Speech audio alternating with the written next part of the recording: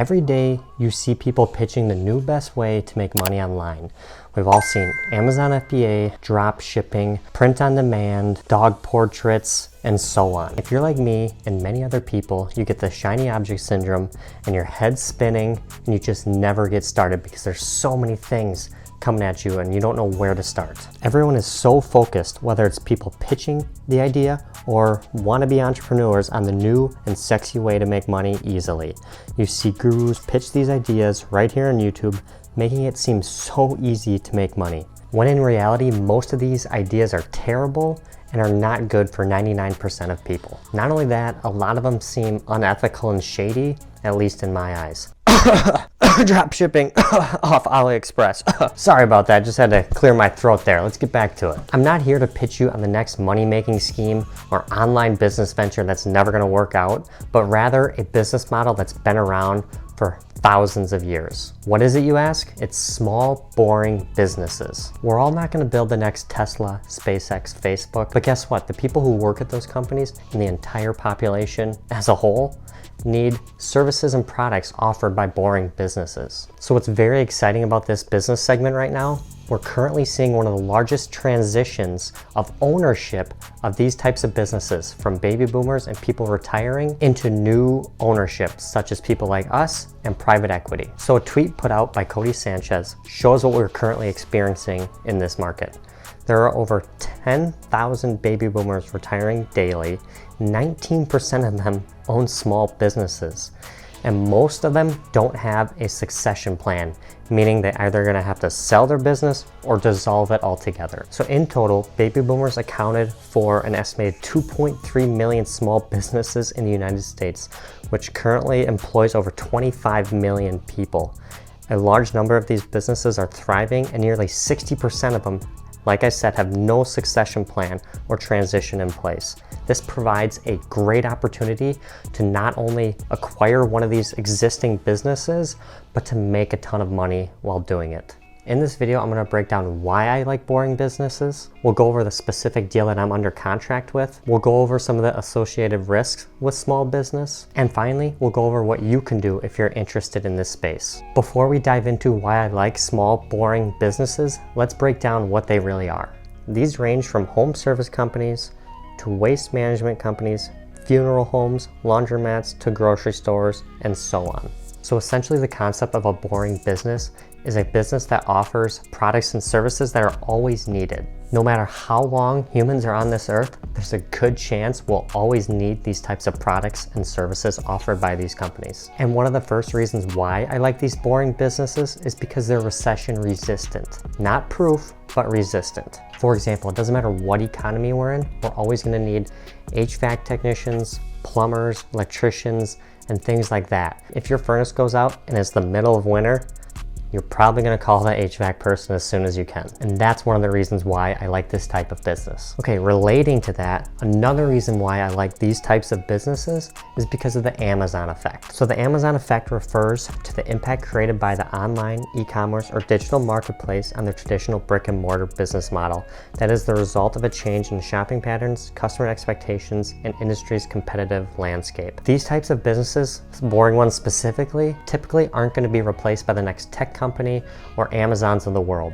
They're always gonna be hands-on labor that are gonna be completing this work. So another great thing about buying an existing boring business is it has a track record and longevity. So instead of trying to start a business from scratch, and we all know the statistics, a lot of businesses fail, by focusing your search on a boring business that has been around for 5, 10, 15, 20 years and so on, it has proven the test of time, and it's a lot easier to step into that type of business instead of trying to start one from scratch. So another reason why I like these types of boring businesses, and this more relates to my situation, but it could very well be yours as well, is there's a clear path to growth. So just like with real estate investing, I can visualize buying more and more properties, the next one, in order to scale my portfolio. The same can apply to small business. So I'm specifically looking at a franchise, and in my eyes, I can see clear path to growth by acquiring more territories and entering new markets in order to achieve my financial goals. Finally, the last reason why I like small, boring businesses is because of the economics behind them. So in the small business world, there's less certainty of cash flow, compared to other types of investments like real estate and dividend stocks, but that's why the multiples when buying are in the 2 to 5 times range.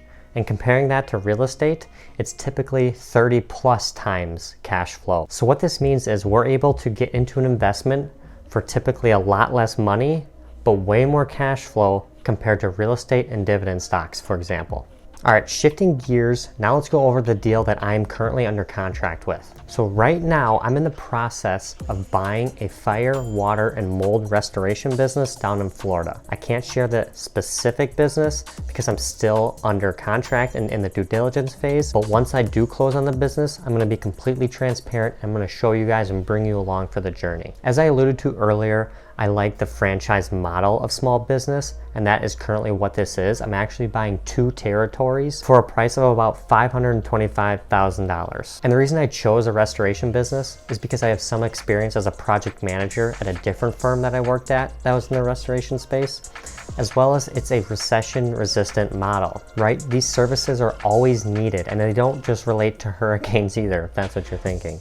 Everyone's house at one time or another is going to experience some kind of water leak, mold leak, and even fire damage. And that's where this type of company comes in to help get the homeowner back to pre-loss condition. So I know franchises have their pros and cons, but I've decided it's the best route for me because I love the support that you do get from the franchisor, as well as there's a clear path for growth in my eyes. So I'm currently buying 2 locations, as I said, and once I get a good grasp on running these 2 territories, I plan on buying more and expanding my business. Okay, here's a look at the historical numbers on these 2 businesses that I'm purchasing. One's located in Gainesville and one's located in Melbourne. This is the last 5 years of financials, and you can see this is the top line revenue on each business as well as the net income. So the net income is the EBITDA of the business, and the discretionary earnings are the net income plus any owner add backs such as owner compensation. And here's just a quick example for you to look at. Down here you can see the combined for each location. So technically I'm buying them together, so to have a nice visual I combine them. For 2018, 2019, and 2020 and 2021, you can see a combined revenue growth over those last 4 years. There was a slight dip from 2021 to 2022. And one of the things with this type of business in the restoration field, revenues aren't as consistent as another type of business. So you constantly have to keep generating new revenue and being in front of customers in order to gain business. So you don't have the most consistent sales numbers. But overall, this business has seen great profitability. You can see it has become more profitable over time. In 2022, it did dip a little bit, but still 25% net margins is a great margin to be operating around. And I've confirmed this by talking to several other franchisees at this business during my due diligence phase, and they've all confirmed that their net margins are averaging between 21 and 30%.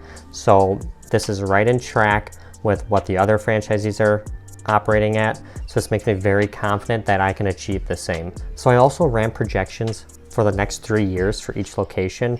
For the first year, I did no growth, and I just added my expenses that I'll have, which are royalty fees, as well as my business mortgage expense. So coming over here to the total for each location combined for over the next 3 years, you can see that I'm running around a 19, 20, and 21% net profit. And I believe this is very achievable because I've confirmed this with other franchisees in the business. And you can see between the 2 locations, the net profits are pretty significantly different. And that's because when I have 2 locations, I'm gonna have more scale. So essentially I'm running more expenses through one location because it also serves the other location as well. But overall, my goal when taking over this business the first year is just to keep revenue the same. So that's around like $1.6, $1.7 million. And I want to achieve around a 19% profit margin after paying for my debt service. And this is what I love about small business, and I spent around 6 months actually finding this opportunity. I looked at probably 150 to 200 different companies and their financials, and by far, these are the best ones that I've seen. And what's great, as I alluded to earlier, I'm buying this around $525,000, which is about a 1.5 times multiple, which is undervalued. And the reason for that is because these are 2 corporate run locations and they're selling them off to reduce their corporate footprint in order to expand and focus more on their franchisees. So I'm essentially buying these for the price of a new territory, but all the contracts, all the systems, and all the employees are already in place. So I should be able to hit the ground running and achieve some of the numbers that they're hitting. While this all sounds great, small businesses come with their own set of challenges. Let's dig into some of those main points now. As I said earlier, most small businesses sell between 2 and 5 times earnings. So if you're buying a business that has earnings around $200,000 and it's priced at 3 times earnings, that business is going to be priced at $600,000. And if you're using SBA financing, which I'm using, you need to typically have at least 10% down as well as 10% in capital reserves in order to qualify for this loan. There are some ways around this with seller financing, but it still typically requires more cash than starting a business from scratch or starting an online business that you can essentially start with nothing. Also related to being capital intensive, if you're going to be using SBA financing, it can be very difficult to apply for. There are a ton of hoops that you have to jump through in order to qualify, so it may not be the right fit for everyone. Okay, next, despite what anyone says, you're typically buying a job depending on the size of the business. So even if you see a business advertised as passive, it's typically not the truth. However, over time, by building out systems, hiring staff that you can trust, and creating workflows, you can systematize the business in order to make it more passive and have you hop out of the day-to-day operations. And regarding this challenge, if you're young like me, I don't really care how much time I'm gonna have to put into this business because right now I wanna grind and work as hard as I can so I can relax more in the future. Okay, the next challenge is that you need to do very solid due diligence when purchasing one of these types of businesses. This involves the entire process of finding the right business, speaking and meeting with the seller multiple times, digging into the numbers, and so on. It's your responsibility to dig into this business and learn as much as you can in order to determine if it's the right business for you. This means analyzing the financials or having a CPA do it, look at all the assets, including intellectual property, and being aware of anything else that may affect the business. These can be things like labor challenges, lead generation, business reputation, any licenses and permits needed, and so on. Okay, the last challenge that I want to touch on is finding these types of businesses, and one that's actually worth buying is a very tough challenge. There are many online listing sites such as BizBuySell, LoopNet for Business, and other broker websites, but a lot of the time this is considered the secondary market of small business. So typically brokers connect with other brokers who have buyers, who have sellers, and they typically do these transactions off market. So when you see one listed, there's a good chance that no one else wanted it, so they had to put it on the open marketplace in order to find the right buyer. But you can still find great deals listed on these sites, and there's plenty of examples of people having success of finding businesses that are publicly listed that turn out to be great companies. Some other ways to help overcome this challenge is you can reach out to brokers directly and start to build connections with them, as well as reach out to business owners directly, right? If you see a business in your town that you're interested in, reach out to the owner and see if they're willing to sell. All right, if you've liked what you heard so far and are interested in pursuing a boring business or at least learning more, there's a couple of things that you can do. First of all, decide if a small business is the right path for you. So who are small business owners? Here's a great breakdown by Guidant Financial, and you can see baby boomers and Gen X have 92%, almost 93% of all small business. Millennials and Gen Z barely make up 7.5%. And as I said earlier, there's going to be a huge shift of baby boomers getting out of their small businesses more and more. Here are the top motivations of why people start small businesses or buy small businesses. Number 1 is dissatisfaction with corporate America. Number 2 is ready to be their own boss. And number 3 is they wanted to pursue their passion. So this is a great breakdown of some of the statistics within small business. This also shows some other cool statistics of small businesses that they surveyed, and it showed 65% of them are profitable, and also some of their main points that they focused on in 2022, probably carrying on into 2023 as well, such as increasing their staff, expand and remodel their business, invest in digital marketing, and so on. It also shows some of the challenges that they're facing, such as the Great Resignation, so finding and hiring great employees, as well as some of the effects that the pandemic had. Here's an article by the Franchise Business Review, and these are their top reasons to consider striking out on your own. Number 1, you see opportunity in the marketplace. Number 2, you have time and patience to invest. 3, you enjoy new challenges. 4, you have proven industry experience. And 5, you have available financial resources. So before you jump into a small business, consider some of these aspects to see if it's the right fit for you. If you've decided small business entrepreneurship is right for you, the next thing you can do is focus on your savings and determine how much you can and are willing to spend. So in order to achieve this quicker, you can automate your savings, you can maximize every dollar. So this means making sure every dollar is working for you, and then keep your goal in mind. Like I've said in other videos, I write my goals down every single day.